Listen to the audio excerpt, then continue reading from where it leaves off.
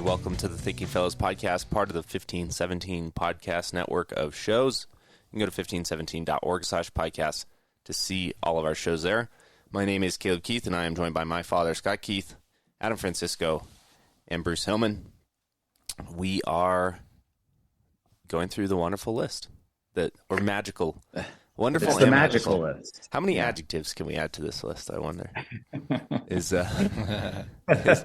But Bruce has come on the show for maybe listeners who've taken a break and come back or something like that. Bruce is a new regular host on the Thinking Fellows and a scholar in residence at 1517. And when he came on to help us host the Thinking Fellows, he came with, I think it was 99 or 100 topics. Yeah, I think it was 100. 100 I have topics more. for us I haven't sent them to you yet. I didn't want to overwhelm you. Oh my gosh, for us to potentially record on the show. And it turns out it's a very good list. It's a very thoughtful list. So I think Bruce did a good job with it. And today we're going to make sure that the Thinking Fellows can no longer be accused of ignoring relevant topics. And we're going to ask the question, are there aliens? Bum, bum, bum. Bum, bum, bum. I think it's hard to, maybe I'm just too online, but it's hard to ignore that there have been an unusual number of UFOs shot out of the sky over North America. It's actually not hard to ignore if you're not on Twitter. Oh, you've ignored it. I mean, besides you calling me every 5 hours saying they shot down It's another all one, over I all would the have news, known though. nothing about this whatsoever. It's all over the news. The first balloon I would have known about, but we're pretty sure that was a Chinese balloon, right? Now there's like flying orbs or something. Yeah, they're not flying calling them orbs. balloons. Yeah. Adam, do you have do you have a take on we've shot down things over U.S. airspace for the first time? I'm just a little past where your dad is. Oh. In that I see I'll see a headline or something on it, but I'll just kind of ignore it because I'm changing a diaper or something, right? But then at night when I catch up on my news, which is usually me going to YouTube and looking at Grade Gutfeld, who had an awesome Super Bowl commercial, by the way. Oh, you watched the sports ball last night? I actually did. It was a remarkable game in that it was like back and forth all throughout the game. But anyway, We watched we were at a Super Bowl party for like 20 minutes. 20 minutes? oh my, really? Yeah. Wow, that's out of character. Yeah. Anyway, so I went on YouTube last night just to kind of catch up on this Chinese spycraft thing and found that 4 things now have been shot out of the sky. Yeah. And I mean, that's as far as much as I know. I am. So I think I've said it before on the show. I'll say it one more time, hopefully just one more time. I've got an 18-year-old boy who's graduating high school, and he is not telling his mom and dad, but we're hearing from other people that he's going to enlist. And I know Bruce has this deep and abiding affection for anything Asian, but I am deeply concerned with what's with that Chinese spycraft for sure, but what this means. So that's as much as I can say. Well, yeah, so there's been no, per usual, the U.S. government is only saying what they have to say, which is because I think even the things they've said are because they had to shut down certain airspace, and it was just apparent to people who look at public information what was going on. But the Pentagon did release a statement when asked about if it was aliens that they have not ruled out extraterrestrial life.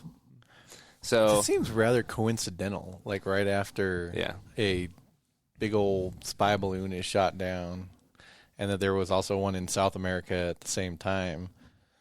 I mean, I don't know.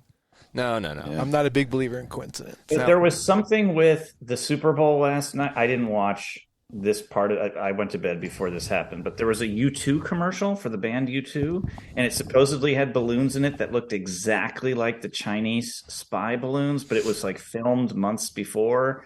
So there's all these conspiracies now about was it a Chinese spy balloon, or did the Chinese help fund the U2 video and all this other stuff? Or is Bono an alien? I mean, Question. I on my YouTube searching, like along with Greg Gutfeld and others, one was retired Army General says prepare for the worst. So I watched that because I usually go dark. I take the black pill. Yeah, almost always, sadly. But man, I was my trigger finger's getting itchy. I'm thinking, do I have enough food and ammo? And oh boy, you live in a city, dude. You're out of luck if anything goes down. Exactly. So another thing I was thinking about is maybe I should buy some property somewhere remote. Right next to where the Chinese bought it remotely in Montana. Yeah, but then I was thinking, wait, I don't have any money to buy anything remote. Yeah. Because wasn't one shot down near Mackinac City or Mackinac Island? Lake Huron.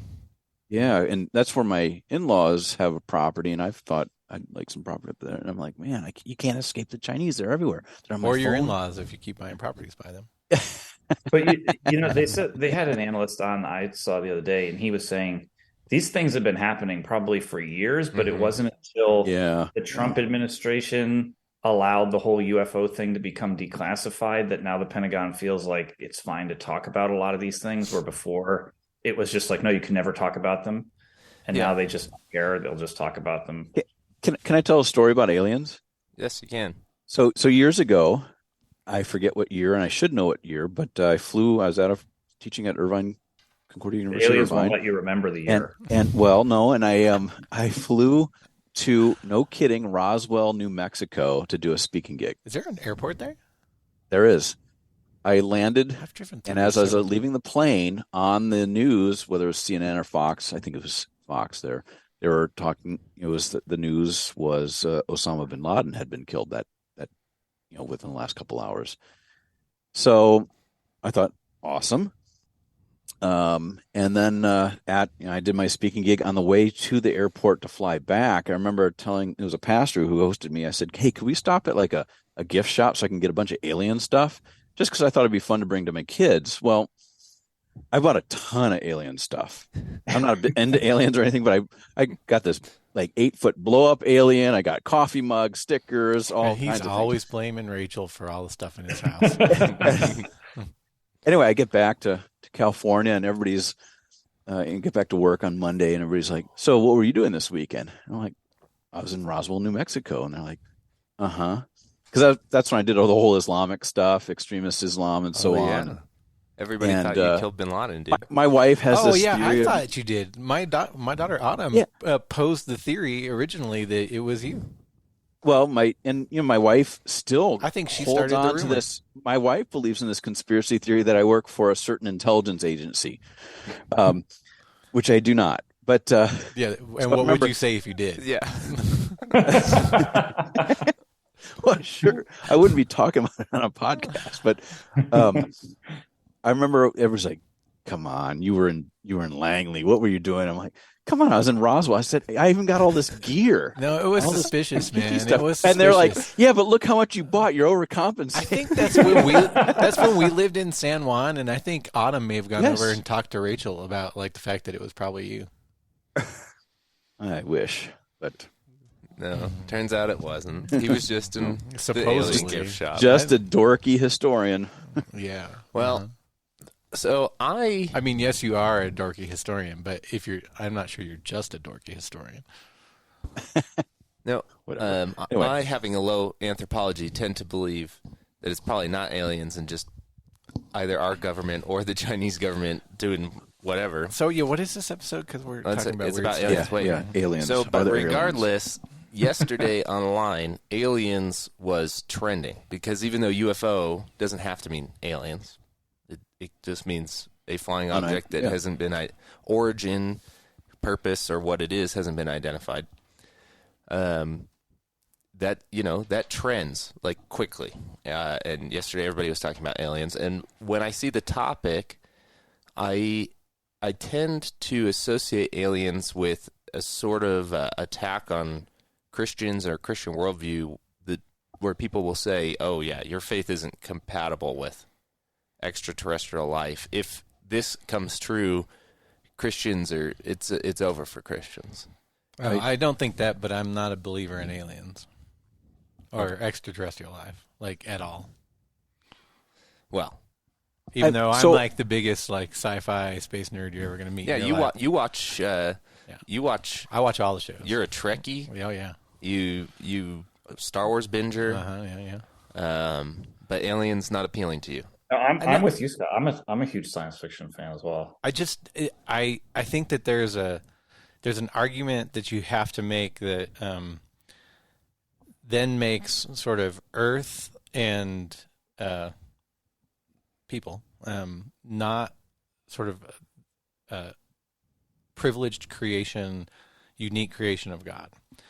And I also think that the more you sort of, and Adam and I were just listening to some podcasts with some very smart people that reminded Adam of Oxford, where they sort of did a little bit of we would have used to call, and probably still could to some degree, like the privileged planet, kind of intelligent design stuff here.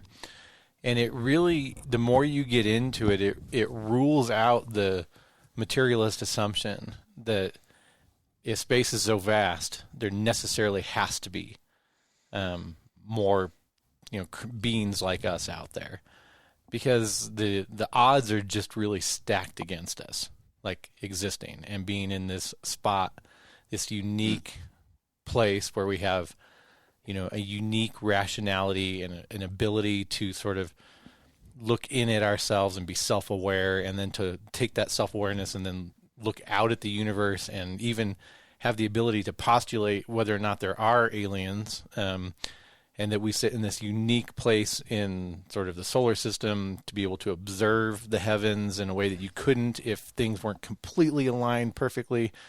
And I just, that all points to us being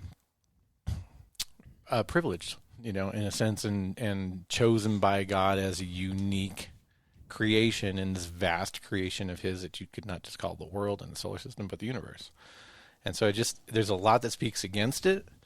But I know Bruce disagrees with me. Also, he asked what Lewis had thought on this, but we can talk about that when we're talking about other Christians, because I know Adam has a zinger too. Well, I have to, I just want to ask you a quick question. So are you saying there absolutely are not aliens, or you don't think there are? Oh, I don't think there are. I'm not a rationalist. I'm not going to sort of deduce this from on high. I just think that I think that the materialist assumption that there has to be is wrong. And I think that is based, that sort of assumption has so creeped into the culture and creeped into everybody's mindset that anytime they think about this question, in the back of their mind is, well, seems like, at least we can't at least sort of. I have a follow-up question for you, sort of opposed to my original sort of generic question here.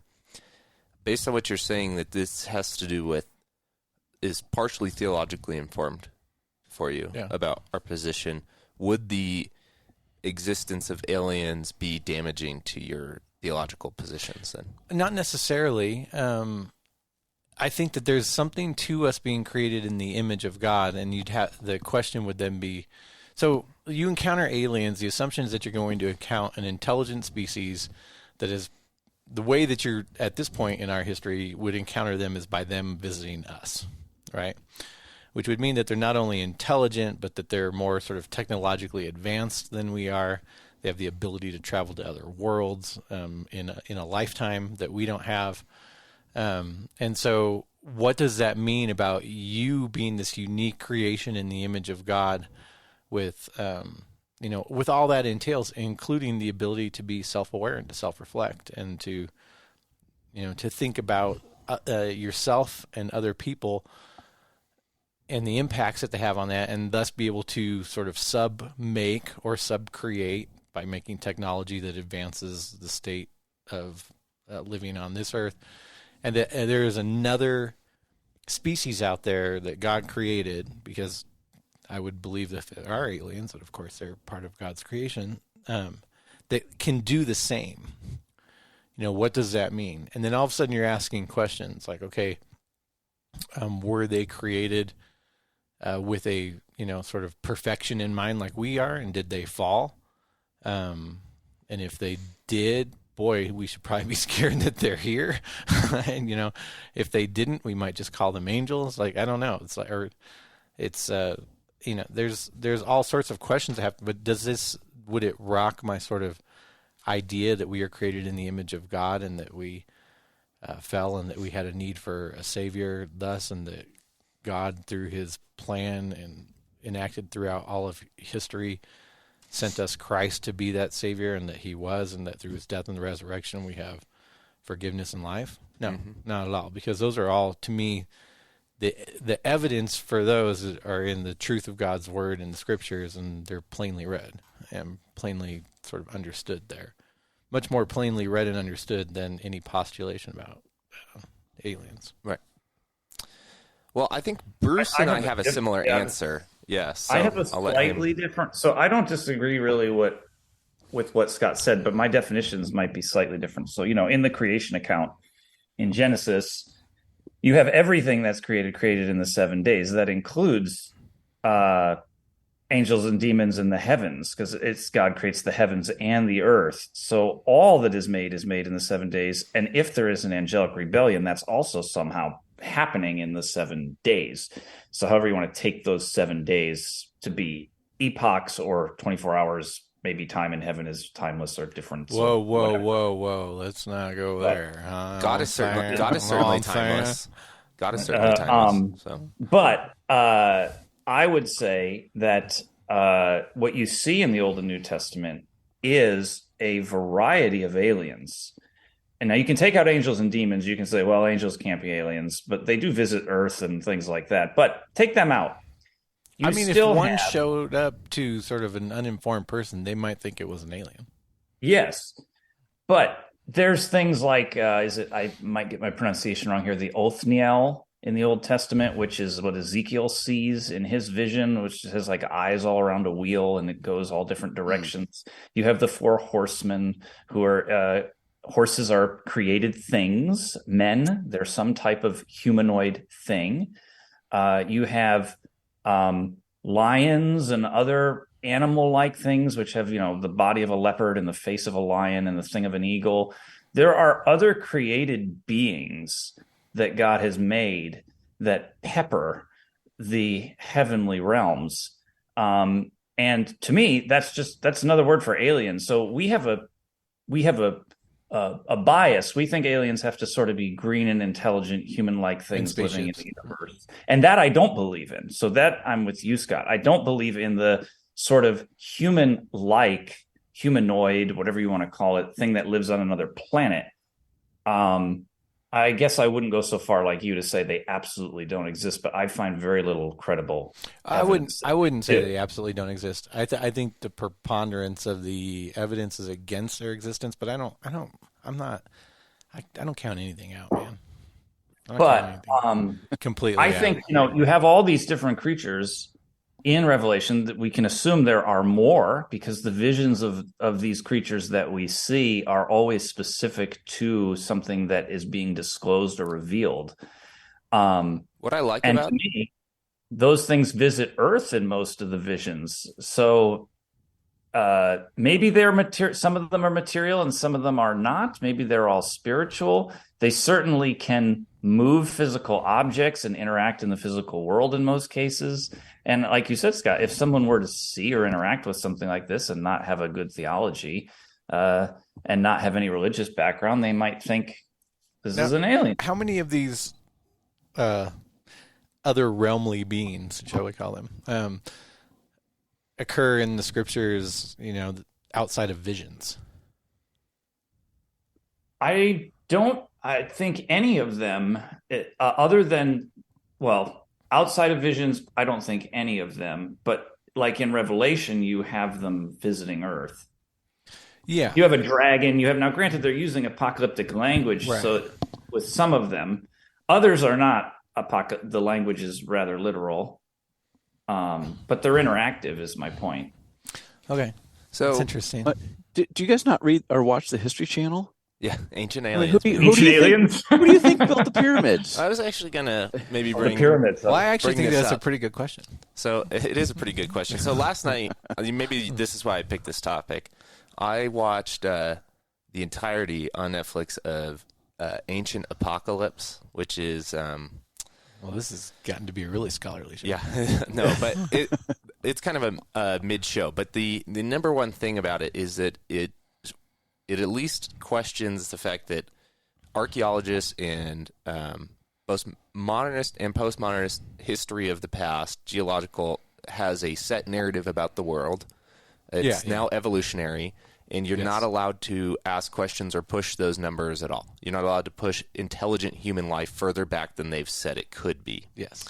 Some some people are suggesting that finds and other philosophical data pushes it back. And the number one things they find that seem to point to some sort of intelligent civilizations older than conventional usually older than like 10,000 years. Is the way they interact with astrology. Right. That buildings and mound sites and the pyramids and all sorts of things interact with astrology, as well as the fact that there are pyramids that interact with astrology all over the globe and not just it in mostly has to places. do with alignment and the ability to sort of navigate by stars and all that kind of thing. So now my sort of, now to wrap this into something about this show, is that ancient people, and by ancient we mean roughly, it seems like the oldest even these people who are radically trying to go further back go is about 13,000 years with carbon dating. Take that for what you will. Is there's an obsession with the heavens, and particularly with messengers who come and teach you to read the heavens, either demigods or gods and things like that. And so I feel like there is something occult about the heavens and the information that people have been trying to divine from them for some time. And, I tend to, Bruce, you kind of went angels and demons. I tend to think that if there is intelligent alien life out there that is in the heavens, that people have been trying to divine information from the stars, etc., that it's demonic. So can I adjust my answer a little bit? I thought we were talking about like alien beings and the sort of modern cultural imagination of what this would mean. Like, I was using that for just the spin. Other people type of people, quote unquote, who have evolved in the spacecraft in the heavens with a sort of similar evolutionary timeline to ours, but probably older because their technology is advanced and whatever. Now, the question wasn't, do I believe that there are angels and demons that interact in the world? That's a different question for me. Oh, I'm not saying, I'm saying my interpretation. But I'm saying even beyond angels and demons, you see other creatures. Yeah, so I Bruce get that. I'm just clarifying. It seems where Caleb's going. I need a clarification here. I'm not trying to toss you under the bus. I do believe that in history, I think these beings have interacted. So I think a lot of our I think we should just blame everything on the Nephilim. Yeah. Because then that just solves all the... I just think a lot of our ideas about life coming down, like a downward motion from the heavens here, throughout various cultures have sort of this downward or somebody coming and teaching you to look upward. To me appears demonic, in part because it's part of all these ancient occult religions. And there's also an interesting subsection of science fiction that does this as well, where humans go sort of looking for resources out in space. They don't find intelligent life, but they do find like monoliths and religious things. And it turns out that when they steal certain resources from planets, that they've uncovered demons. Like Event Horizon. Did you ever see that film? Event Horizon. Yeah. Such a creepy film. Yeah. And I think the word is riff off of that, Caleb. I think you're right that a lot of it is provoked by a sort of a fascination with occultic kind of hidden things. But I think going back to what your dad said some time ago, probably like early on in this, after we hit record, that materialist assumption leads to it as well. It's you're familiar with what was the movie? I think it was called Contact with Joe. I think it was Jodie Foster, Matthew McConaughey. Yeah, and it was kind of a spin-off of something that had developed decades prior called SETI. I don't know if they pronounce it SETI or whatever. Yeah. Search for extraterrestrial. It was very like Carl Sagan based movie. Yeah, in that movie. It starts with this fairly famous quote by Carl Sagan. I just looked up just to make sure I get it right. The universe is a pretty big place. If it's just us, seems like an awful waste of space. Yeah. And so I think there are two things. There's almost this deduction from, if the universe is so huge and continually expanding and so old and so on, there's got to be life elsewhere, or it's driven by this fascination with spirit beings. I mean, I haven't been to Barnes & Noble in years, but I remember you used to go there and you'd maybe find a section entitled metaphysics, which used to mean kind of like theology and philosophy. Now it's all new agey spirit guides and angel beings and so on and so forth. While you all were talking, I was reminded, I think I sent a picture via text to you guys, but apparently a young Adam Francisco wrote on this stuff about 20 some odd years ago. Really? I had this C. Concordia Publishing House had me write this kind of Bible study kind of stuff. It was called Off the Edge, I think, on science. It dealt with like the age of the Earth and so on. But one of the studies was on the flat Earth. It just occurred to you that you wrote a book on this like 2 minutes ago? Well, no, I totally forgot about it. That is really funny. I'm a dorky historian. That is funny. This, my friend, seems like theology. I will tell you that.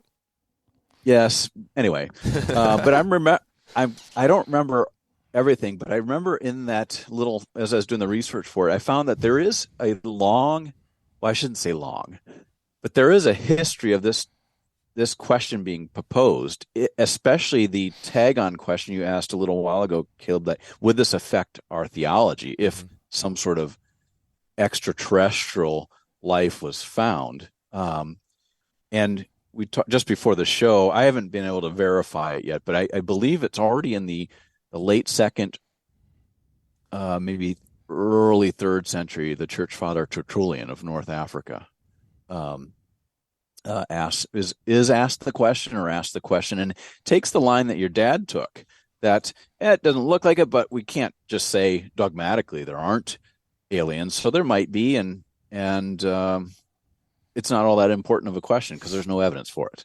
Yeah. So, but then you find, I don't remember names at all, but there periodically through the history of the church, there are these people who think maybe beyond or outside the box, we might put it that way, who ask the same question, and they wrestle with the more important question for theologians is not whether there are aliens or not, because that can't really be settled by theology, like dogmatically, if you will. But what would that do to your theology if there were? If it's just like simple-celled or single-celled organisms on Mars or whatever, does that really affect Christian theology? No. Now, are there, would you call them humanoid, like these green things? That would be that would pose a much bigger. You would at least have to initially ask: does what occurs in the Bible remain true for what's out in the cosmos? Right. Yeah. What would happen if it? I mean, just speaking, of course, hypothetically, if an alien did visit, we know what would happen because it happens in Scripture multiple times, which is humans will worship it. Yeah. That's what will happen. Yeah.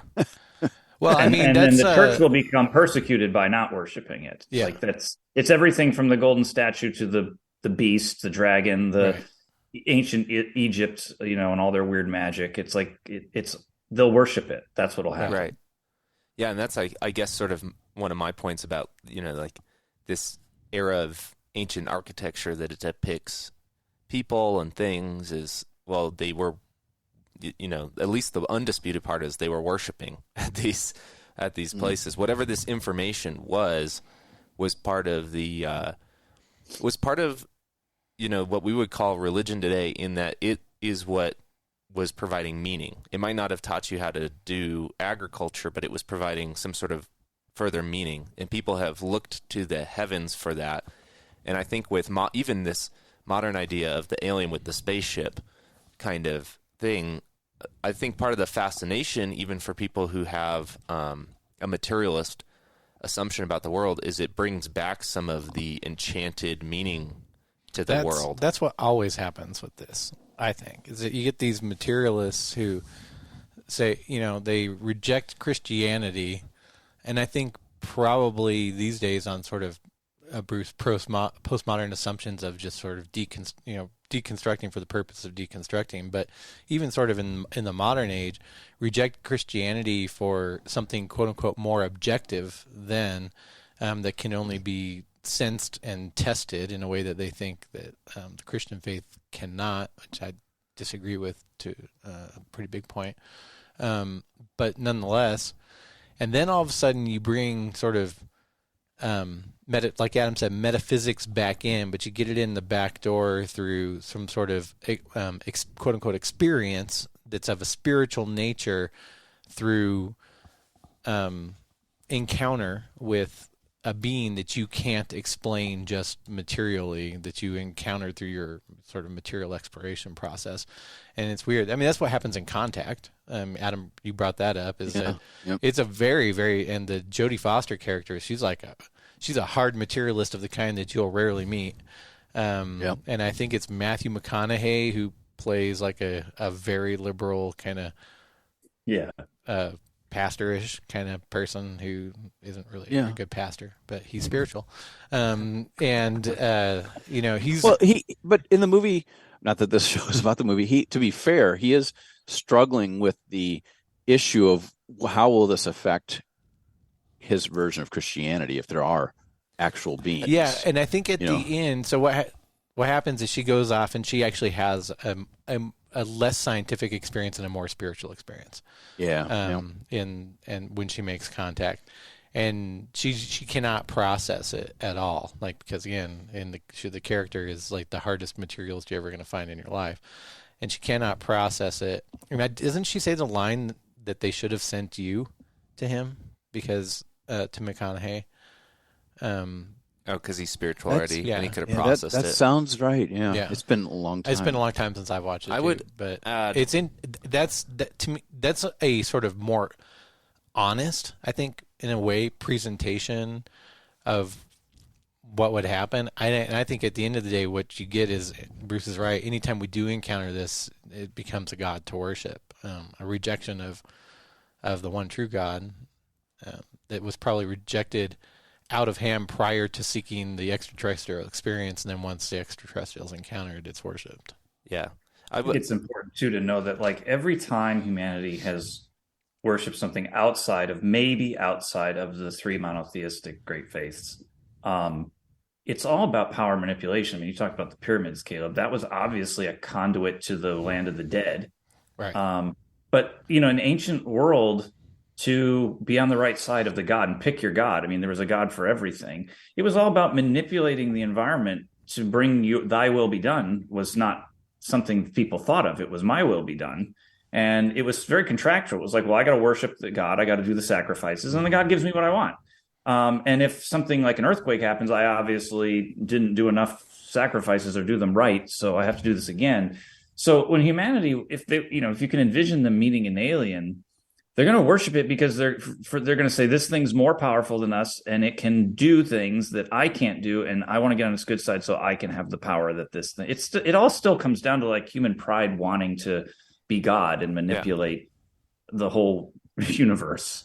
Yeah, I would say too, like for all the TV and movie references, I think that's pretty fair when it comes to aliens, in the sense that there isn't substantiated evidence for aliens, and so they're actually part of a cultural motif and sort of narrative in the West. What drives me the craziest about this kind of stuff in even like popular scientific culture is that it just gets to be speculation and conjecture that is accepted.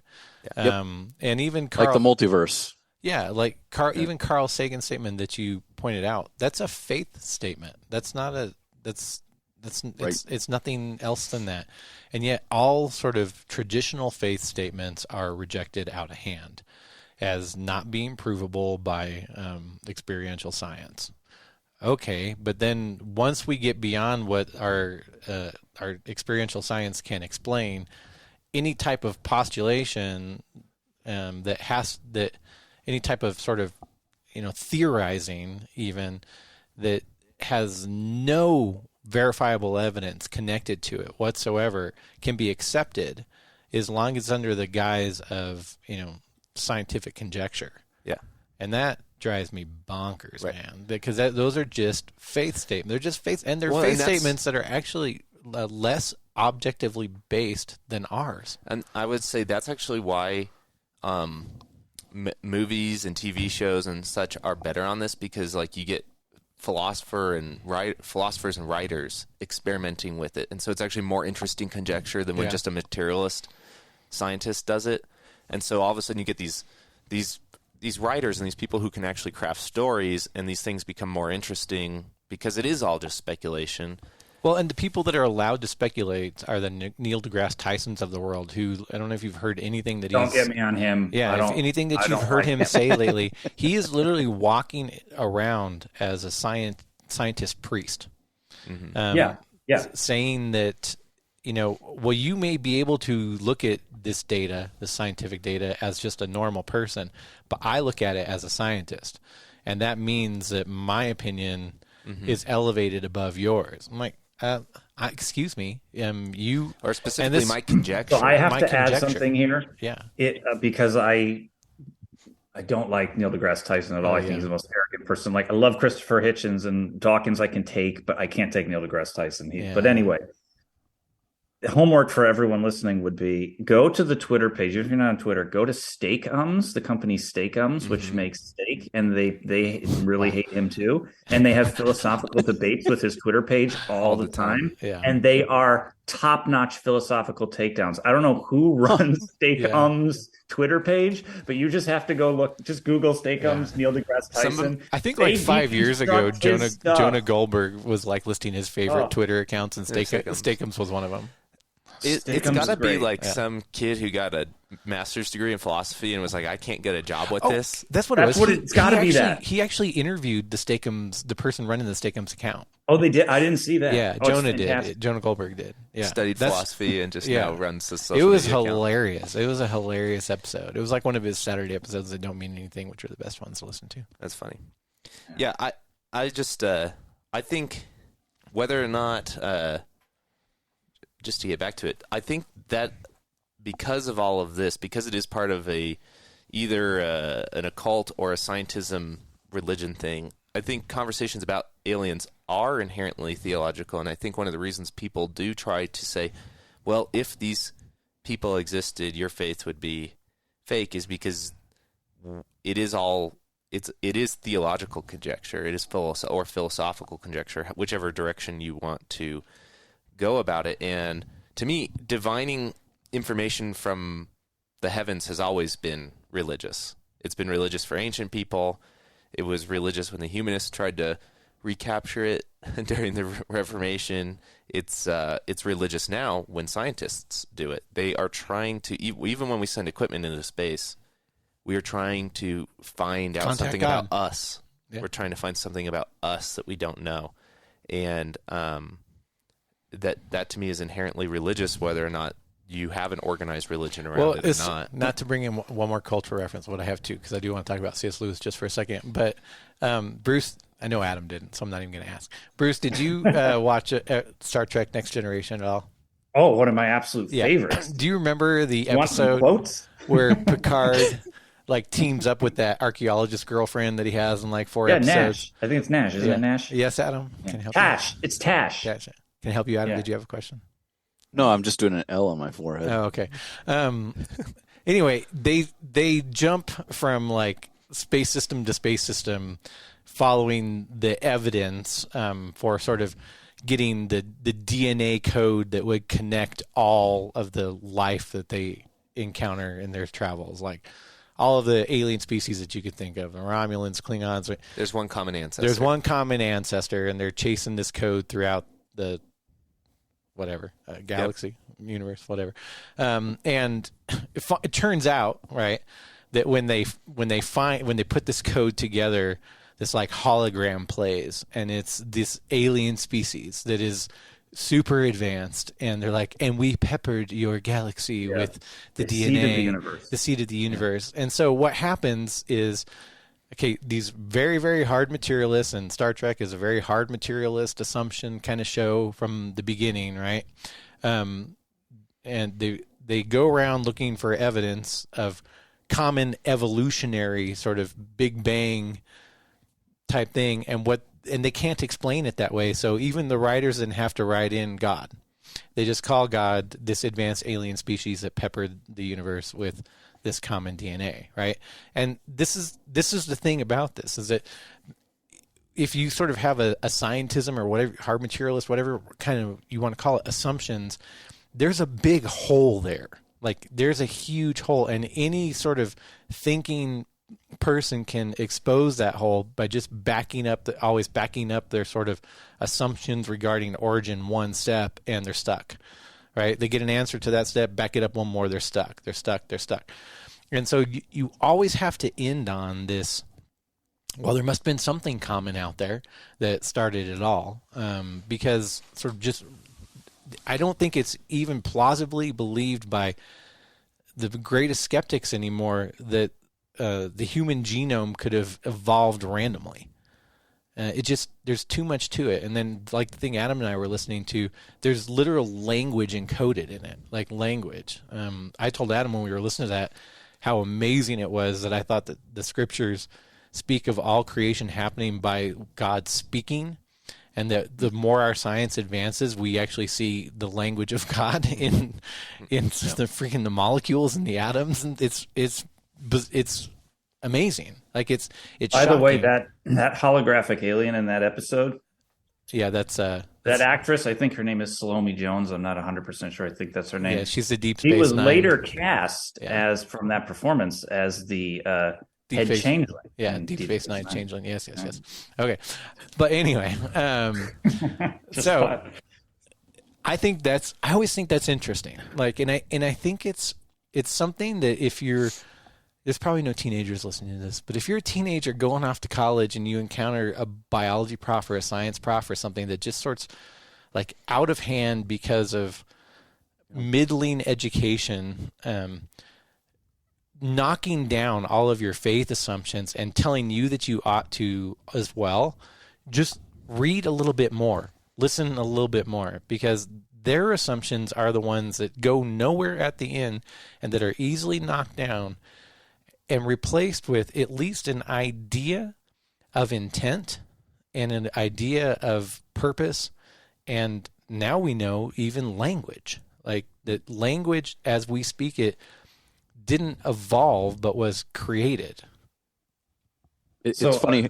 These materialist scientist, Stephen Meyer from the Discovery Institute, who was in one of these, I think maybe both those podcasts you're referring to. Dude, that was an amazing pod. He says, I don't know if it was in the book or as an interview about his most recent book, but he was asked, what would you say to a person like Richard Dawkins who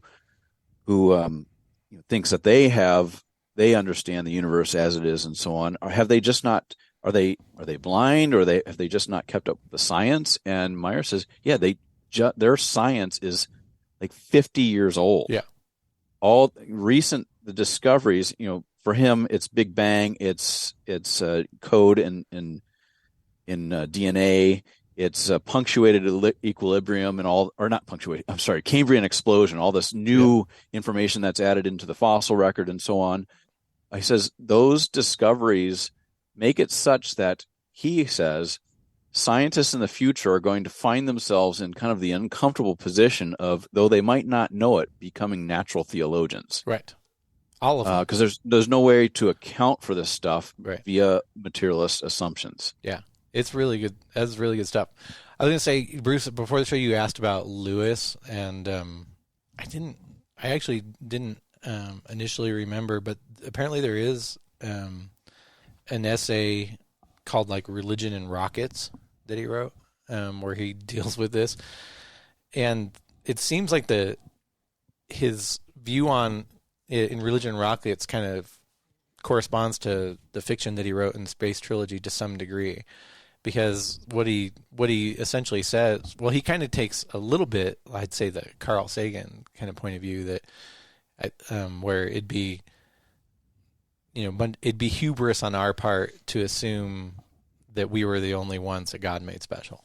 I don't know if I believe that. Maybe I'm just, I got a bunch of hubris in me, but I kind of think that we probably are. But at the end of the day, he says that it's likely, though, that if redemption has come to them, that God's plan is to come, redemption to come to us and through us to them, if we ever encounter them. So in other words, there's an acknowledgement, I think, in Lewis that we are special enough to be the ones who received the Savior and the Word. And if that Word is passed on to other created intelligent beings, that it would come from us to them, which I think is kind of interesting. It's at least interesting and not conceding. Like, how could you give the gospel to an like? I think he's wrong. He's wrong there. I think, like, because in incarnation, like, Christ became man, and the whole exchange of atonement requires like the sac. Like, I couldn't go to I would, if there was an alien. I'm with you there. That's kind of what I was saying at the beginning. Like, we're such a special creation of God that God literally decided to embody himself. And forever remains. And forever remain man. And I think there's something to that should make us sort of pause when we say that there's something out there that's akin to us or as unique or special as us, created by God. I don't God think is a man. That's a pretty incredible thing to think about with all the other created things. Yep. I love that. Yeah. Well, good. Are there aliens? I don't know. That's probably the right not. That's the right answer. Did we solve the balloon problem over the United States? Absolutely not. I think go with your gut, and that your low anthropology would tell you that this is some sort of way that man is trying to do something specious to other men. Yes. So, and buy property, food, and ammo. Right. And look out the window every time you hear an airplane. Or Mandarin. Oh my gosh. The number of texts and calls I got last night. There's another airplane over my house. I'm like, get off Twitter for the night. Get off Twitter for the night. Like, we live 3 blocks away, and I'm not hearing these airplanes. His house must be better insulated, because my wife was like, is there increased air traffic over our home? And I'm like... Big Bear being like the place. It's a strategic location for the aliens to take over, in case you're wondering. Why is that? I don't know. Okay. I don't think the aliens would want to come to New Jersey, so I'm good. I mean, who would really, Bruce? Well, guys, thank you for listening to this episode of the Thinking Fellows podcast, part of the 1517 podcast network of shows. Go to 1517.org/podcasts to see all of our shows. And if you would like to support the Thinking Fellows and the rest of the projects at 1517, you can go to 1517.org/donate. When it comes to supporting the shows, that is what keeps these shows completely free. All the episodes are available online. We don't have a backlog with a paywall or advertisers or something like that. And we don't have advertisers on the show. And as somebody who listens to a lot of podcasts, when I listen to another one of the 1517 podcasts, it's honestly very refreshing not to be stopped every 15 minutes for... Hey, can I do a little bit of an advertisement? Yeah. If you are just somebody who loves studying the Bible and or a pastor who's trying to prepare sermons, may I highly recommend listening to Preaching the Text with Steve Paulson and John Hoyam. It is a very good show. It's one of our newest, if not our newest, podcasts. It is our newest. It is very good, and it'll take you through the assigned text, usually the gospel lesson, right, for the week. Mm-hmm. But Paulson being Paulson, you're not just going to stay in the gospel lesson. So it's very good, very good. All right. Yeah, it is a great recommendation, one of the newer shows on the network, and you can subscribe to it like you can Thinking Fellows in your favorite podcasting apps. We will catch you next time. Bye.